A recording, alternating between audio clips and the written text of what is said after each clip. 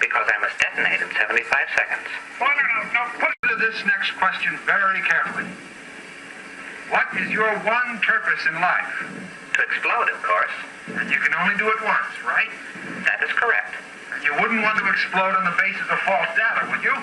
Of course not. Well then, you've already admitted that you have no real proof of the existence of the outside universe.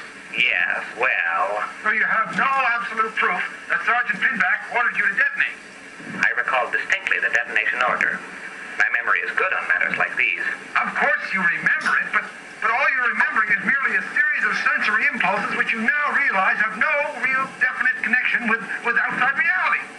True. But since this is so, I have no proof that you are really telling me all this. I mean, the concept is valid no matter where it originates. So if you detonate in 9 seconds. you could be doing so on the basis of false data. I have no proof it was false data. You have no proof it was correct data. I must think on this further. So if we pick up where we were last time, we had Constantinople had just fallen, 1453. And the world was kind of in chaos. When Constantinople fell, you think that the West would decide to find another route to go through the, what we call the Orient Express today, goes through Turkey. And you can see Turkey is up here. When the Ottomans cut that off, or charged outrageous fees, that was cut off. So we know that Columbus then, as the Ottomans conquered the formerly Byzantine emperor, the Castilians in Spain were becoming dominant and very powerful. They probably had the strongest army, certainly the strongest guerrilla army in Europe. And in 1492, they succeeded in driving the Al-Andalus Muslims down through Gibraltar back into Africa. And they made Spain then united under Castilian rule. They also had forced conversions. Anyone who stayed had to convert to Spanish Catholicism. So it had a huge conversion rate among the Jews. They estimate around 40% of the Jews converted. In fact, later bishops in the church in Spain were former Jews. And some of those Jews ended up in the Castilian army in the United States. And they're still found in the southwest United States. We call them crypto-Jews. If you ever lived in New Mexico, there are whole communities of crypto-Jews who are Christians who follow Jewish practices. And their ancestors came from Castilian Spain. National Geographic has just done an article on them a few months ago. And with DNA analysis now, they're proving that they are descendants of the people who were thrown out of Spain in 1492. They proved that they were descendants of them. And so some of them are actually going back, becoming Jews again from even though their whole families, their grandfathers, great-grandparents were Christians, now they're going back to become Jews. So if you ever read about the crypto-Jews, they started here in 1492 when Ferdinand and Isabella threw everybody out. A guy named Columbus was studying the math that had come up, this new math, this Arabic numbers and everything, and he had a mathematician that said, you know, the Earth is only 8,000 miles in circumference. He was off by pi. So I wonder if the new number system screwed him up. If we just sail west, we're going to hit India in about 3 months. So he went and he was a gentleman, he convinced Ferdinand that, or Isabella, that would be a good idea. Now Ferdinand's advisors knew that he would be dead, right? Because no one thought the Earth was flat then, at the educated circles. But they knew that he was off by about pi. He was off by pi in circumference. So they figured he would die, so let him go. So the big news in 1492 in this emerging power of Spain was not Columbus. Everyone thought he would die. It was not news at all. It wouldn't even be page 3 news today.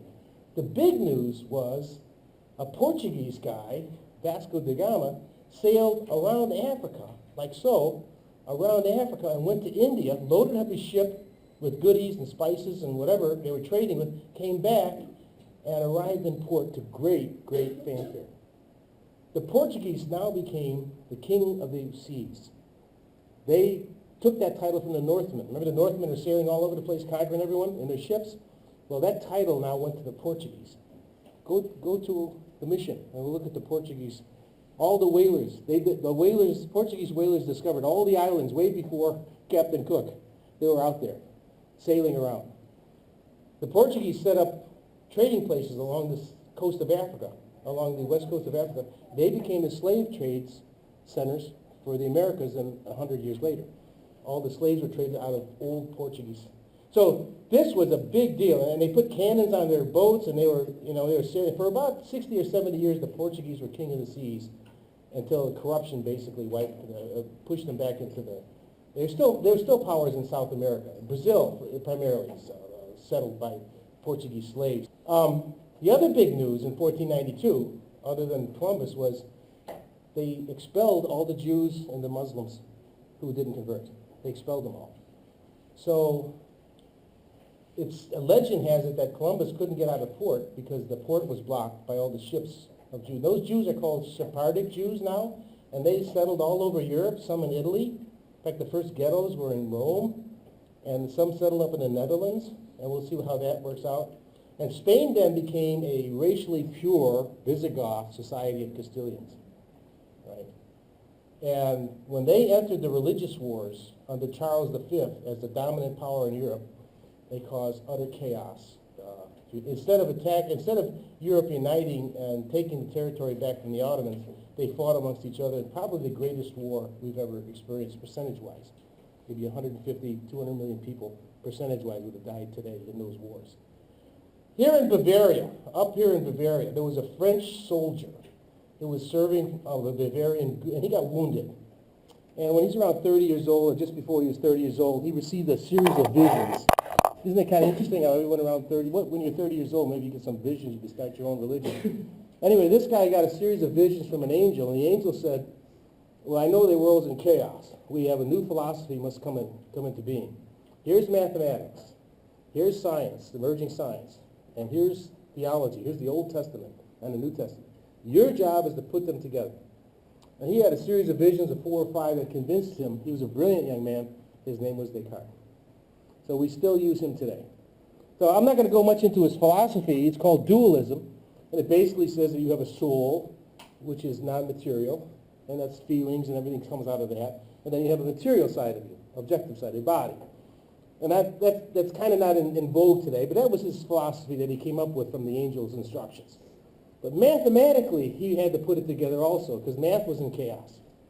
Columbus was lucky he's alive, right? Because he sailed off. So Descartes said, we're no longer going to have forbidden numbers. I know we can only have numbers that look like 1, 2, 3, 1, 2, 3. You know, so this is 1, 2, 3, 2, 3, 4. That's what we can live. I'm going to allow negative numbers. Unheard of. -1, -3. He allowed negative numbers in his system, like so. Now, I don't know about you. I had analytic geometry in high school. And I fell in love with math when I had that. All of a sudden, I had these rotated axes. I had hyperbolas, parabolas, ellipses, and the stars followed these patterns. The moon follows these patterns. I was hooked. I was hooked on analytic geometry. The blasphemous 0, and he put it right in the center of his Cartesian cross. He put the 0 right in the middle. It was like in your face. This is 0. We still use the Cartesian system today. It's still named after him. We still use it in all our work. I credit Descartes with my love of mathematics to start it with, was his work. But he wouldn't tolerate these new guys. These new guys are coming in, they're talking about a math system based on the square root of -1. They're building mathematics off this. And Descartes said, crap, you can't do that. That's just imaginary. He always said, I'm just those are imaginary numbers, derogatory. What do we call them today? Do you remember way back in Greek when we started this thing on ethics? Rational was all that, and the derogatory word back in the Greek society for math was irrational. You're irrational. Now we still use all the really good numbers are irrational numbers. Pi, golden ratio. Descartes said, no imaginary numbers. Don't allow them. And a lot of you would probably agree. Let's get rid of the complex plane. But it was Descartes who drew the line. He drew the line here at imaginary numbers. So he was an extremely famous and powerful influence on the West. And this is going to take us into our final sprint on ethics. He had two followers. Again, Galileo, he was a follower of Galileo. Galileo was an empiricist. And Galileo didn't really realize at the time that what he was doing was drawing a line between pure thinking, abstract, and pure doing. But Descartes knew that. And Descartes said, we need to bring the thinking and the doing together. Well, this spawned two branches of philosophy of Descartes' followers. One was Francis Bacon, who was a contemporary of Descartes. He is the inventor of the scientific method. So Francis Bacon was an empiricist. He would love Cal Poly. You do something, you show me, you measure it, you do it, and then you build a theory on that's an empiricist. And off of Descartes developed this empirical that went the way of Galileo and Francis Bacon, one way. The other way was the rationalists. They wanted to put the world back together again. They had to put the world back together into a reason. We can't have this chaos. So a rationalist went off this way, the other way. And that way was led by Spinoza. Baruch Spinoza was a Jew in the Netherlands whose ancestors were thrown out of Portugal in 1492. His ancestors were thrown out. He was a glassblower, a brilliant man, and he decided that Descartes had it right. Descartes had the right passion for truth. Reason has to rule, just like Galileo has to rule. However, I should be able to think it through. So he went a rationalist way and tried to reason into ethics without empiricism, basically primarily dominant with a rational approach. So we have these two diverging approaches that came from Descartes' work. One was the empirical school, Francis Bacon, and we'll see John Locke came from that, and us. We basically came out of the Western culture, basically followed the empirical school. And then you have the rationalist school. And the rationalist school was led by Spinoza, who wrote that first book of ethics. You can read it online. It's hard to read because the language is old, but basically you can see what he has to say. We are Spinozans in principle, but we don't follow it very well. We tend to be more empiricists than Spinoza. So that will take us now into the modern age. Ethics now has been defined as a work of reason. And that work of reason has been defined by Spinoza as a rational work, and he's heavily indebted into Descartes. But he uses Descartes' passion for truth to attack. He attacked dualism. He said, there's just matter. There isn't a soul. There's nothing non-matter. It would be guys like Descartes who tried to put the world back together again.